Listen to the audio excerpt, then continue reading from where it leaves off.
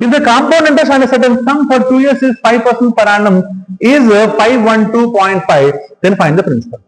అమ్మా 2 సంవత్సరాల compound interest ఎంతమ్మా 512.5 అంట. అయితే నాకేం కావాలంటమ్మా ప్రిన్సిపల్ కావాలంట. హెడ్ మాస్టర్ గారు జాగ్రత్తగా వినండి, ప్రిన్సిపల్ కావాలంట. ఇప్పుడు చెప్పిన ప్రొసీజర్ ఫాలో అవుతాం, జాగ్రత్త చూడండి. మా ఫస్ట్ ఇయర్ కి రేట్ ఆఫ్ ఇంట్రెస్ట్ 5% కాబట్టి 5% పే చేయాలి, అవునా? సెకండ్ ఇయర్ కి రూల్ ఏంటి?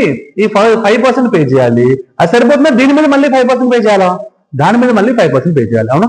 మరి దీంట్లో 10% 0.5, 5% హాఫ్ చేయాలిగా, అంటే 0.25.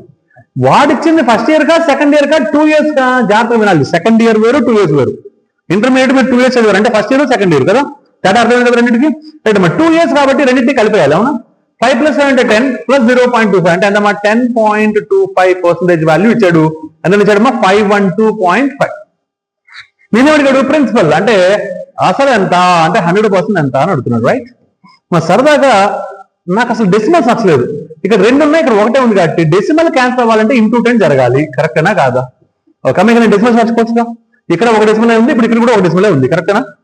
సో మా 1025 ని 5 times చేస్తే ఎంత వస్తుంది చూద్దామా?